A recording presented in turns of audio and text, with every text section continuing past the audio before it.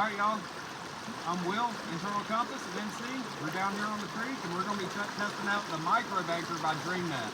I've got some pay dirt that I bought from NC Treasure Hunter Campground, and it is some tough stuff. So if this little banker can handle this material, I'll give it my thumbs up.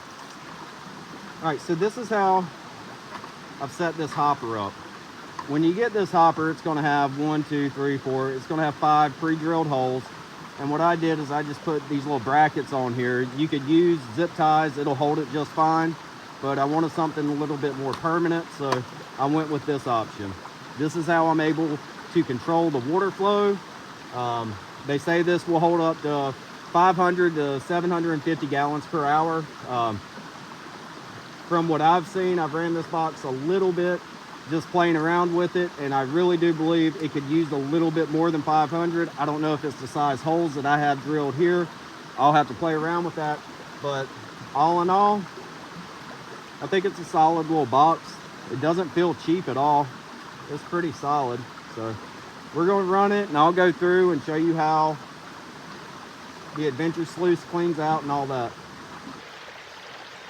And so how the box is configured, it comes with the adventure sluice, 4x16. It's got a slick plate back here, and your box slides out. You would put your pan in and clean your material out that way. So it's pretty simple as far as cleanups go. You just tighten down this wing nut, and it's not going anywhere. It's going to stay in there. So we're going to get it started and get to running it.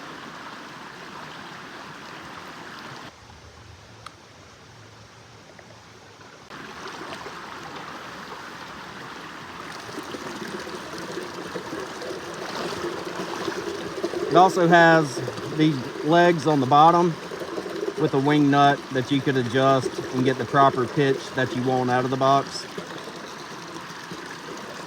So it's pretty adjustable.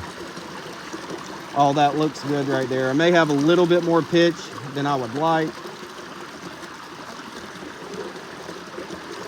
You don't need much with DreamNet. You really don't. You want that material to get in there and get beat up by those cells and give all the heavies a chance to settle.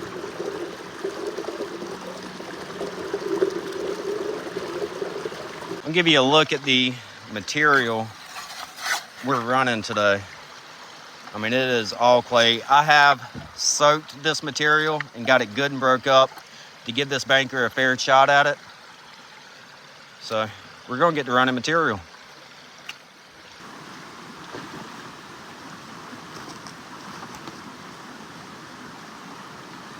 And y'all keep in mind, this is not a production sluice. It's not meant to go out there and run 10 buckets through it.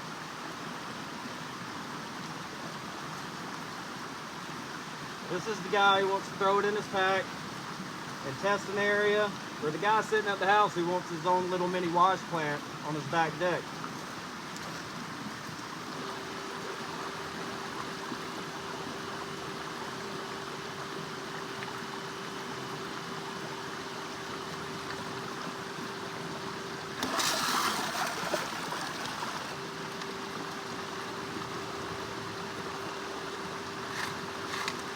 What I like to do is take these rocks, push them back up, and give them another chance to get rinsed off. And I'll leave a few back here on the back, just on the off chance if anything wants to roll off here. It acts as a dam. I don't mind these rocks here. I do not expect all my rocks to roll off, nor do I want them to. But the sweet spot you're gonna wanna hit is pretty much right here. Let it boil and roll down the box.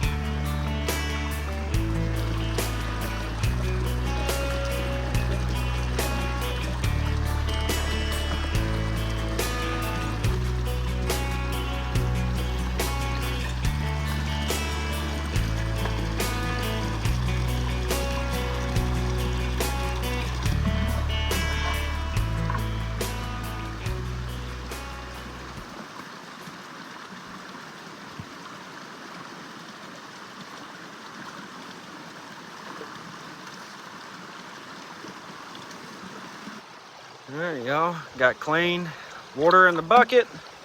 Pump shut down. See what we got in the top hopper. Y'all see what I see? Look right here. That is some gold. So we caught some gold in the top hopper. And we're gonna get it cleaned down. How you do this is what you would do.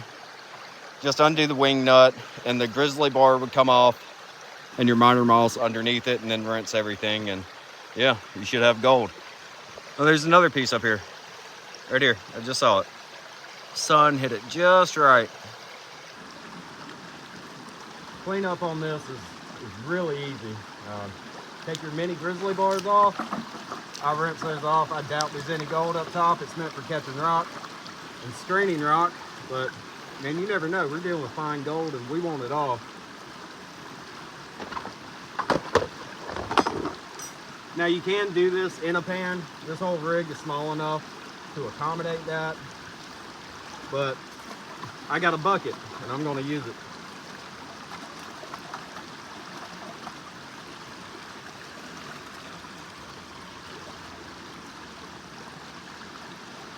Get all those goodies out of there. You gotta beat that miner's moss like it owes you money. Not really, but give it a good rinse. Take the spray bars off.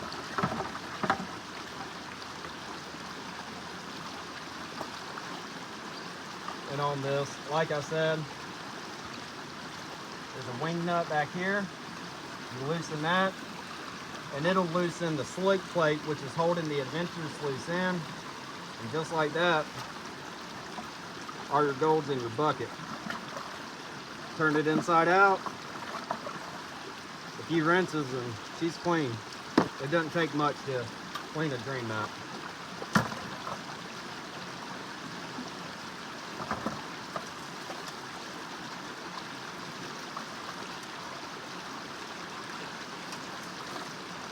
Just give your box a good rinse.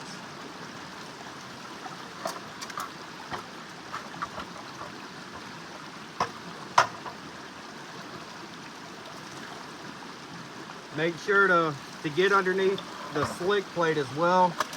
You can put a little bit of forward pressure on the back side of it, and it'll raise it up a little to get all that material that gets trapped underneath it, because there's a good chance there's gold in it too.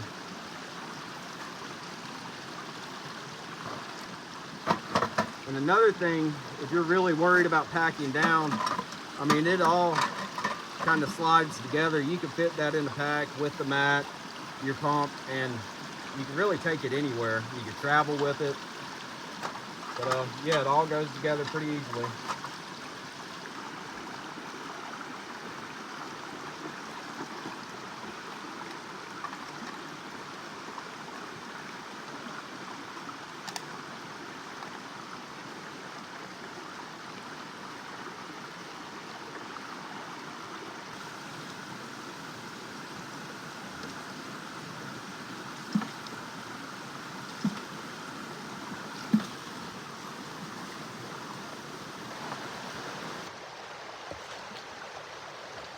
Two bags of some of the hardest pay dirt I've came across, and we've got a lot of micros up along the edge, and 1, 2, 3, 4 pickers.